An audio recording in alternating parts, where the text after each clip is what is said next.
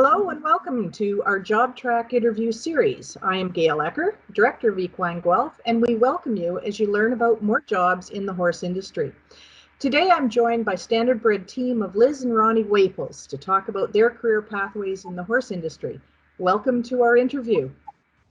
Thank you. So Liz, let's start with you. You've worn many caps in the horse industry. You're well known in the industry, but let's start with your position as a groom. How did you get started in this, and what sparked your interest in the racing sector? Well, I'm from Manitoba, where we lived. We had a farm, and we were about 45 minutes west of Winnipeg. And I always liked horses, had a riding horse, and got out of high school and just wanted to work with horses. So I went to the racetrack and actually went there in the fall, and the standardbreds were racing, and just went to the gate, and they announced anybody looking for help. Somebody came, hired me, and it was a real learning curve there because a smaller track. The first day they were showing me how to do everything, and the second day they helped me, and the third day I was pretty much on my own with like 5 horses, you know, brushing them, getting them ready, exercising them, the whole thing. So that's how I started. And from there, I also, after doing that for a couple of years, there was a standardbred course at Seneca College in Ontario. That's how I ended up in Ontario. I took a course there. What else have you been doing in the horse industry? Bit of everything. I mean, I was a groom, but I was also a trainer. I had my trainer's license. Some of the people that I worked for, you get stake horses that are traveling.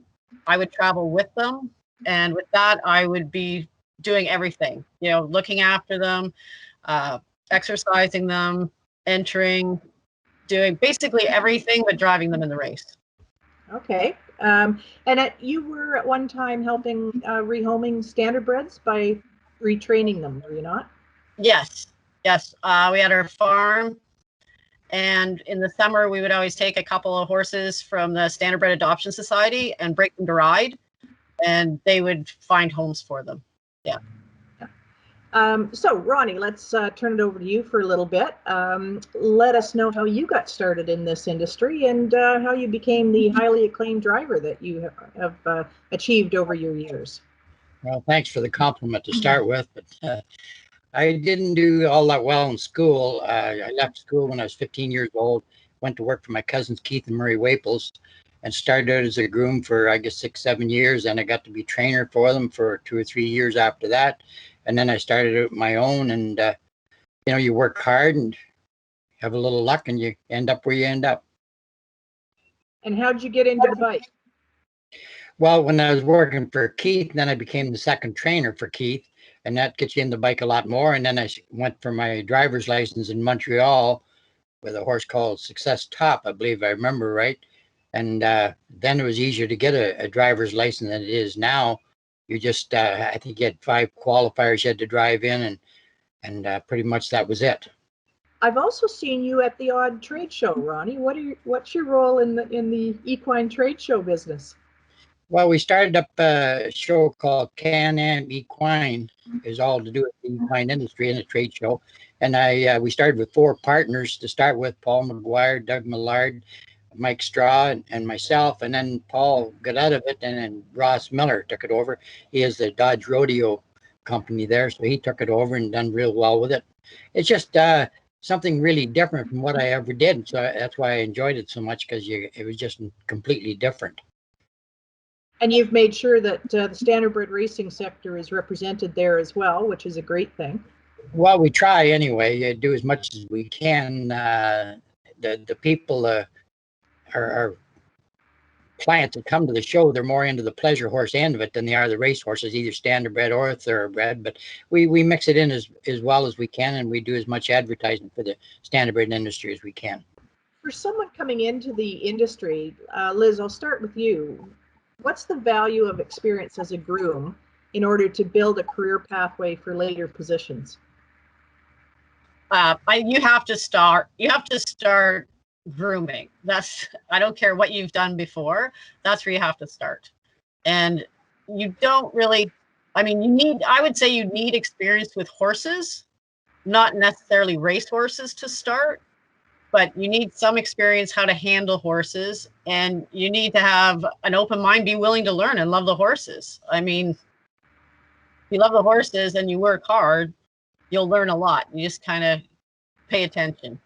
And the other things too, I guess we've been talking about racing, but there's other grooming jobs, like on the breeding farm, for sure. That's something else we did. We had some of our own brood mares, so that's fun. I like that part too. So on the farm or on the track, there's lots of opportunities for people to, if they're willing to work hard and dedicate themselves to it. for sure. And with the breeding farms, it's more of a normal type job. Like we call, if you leave the racetrack, if you've worked at the racetrack and you go somewhere else, we call it getting a real job. Because with the racetrack, the way it works is usually you start early in the morning, work till early afternoon, have your afternoons free, and then you're racing at night.